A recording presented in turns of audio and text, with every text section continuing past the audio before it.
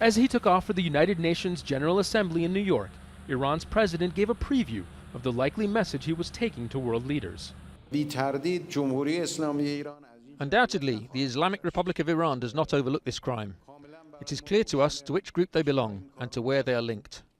Those who repeat claims about respecting human rights must be held accountable. The small puppet countries that we see in the region are backed by America, and the United States is provoking them and giving them the necessary capabilities to commit these crimes. Saturday's attack in Ahvaz is having a ripple effect internationally.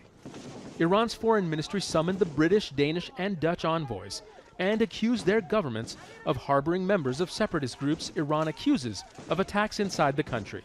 And tweets by a political scientist based in the United Arab Emirates exposed Iran's fraught relationship with the Emiratis.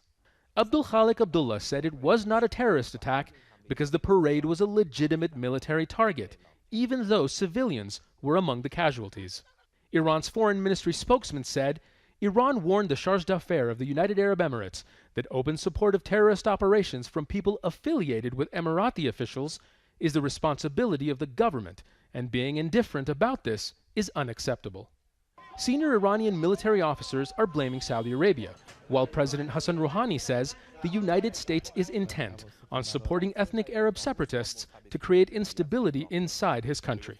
I mean, they can confront us all they want. The problem is they don't like the fact that we've called them out. We've called them out for ballistic missile testing. We've called them out for their support of terrorism. We've called them out for their arms sales, and they don't like it. And not only that, the worst of all, we stopped the hundreds of billions of dollars that were going to them and allowing them to do these violations. And so their economy is plummeting. The deals that they had are falling apart, and they're getting desperate. While Rouhani is expected to use his time at the United Nations to raise what he describes as America's numerous violations of international law, the attack in Ahvaz will no doubt influence Iran's message. The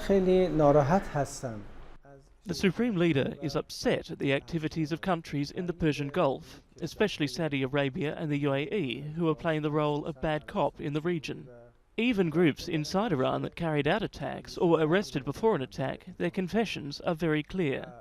They themselves confessed that they are trained in Saudi Arabia or the UAE.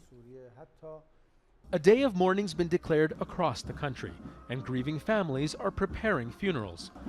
Iran's foreign ministry said government sponsors of separatist groups cannot hide their role, and military leaders warn they reserve the right to respond against attackers and their backers.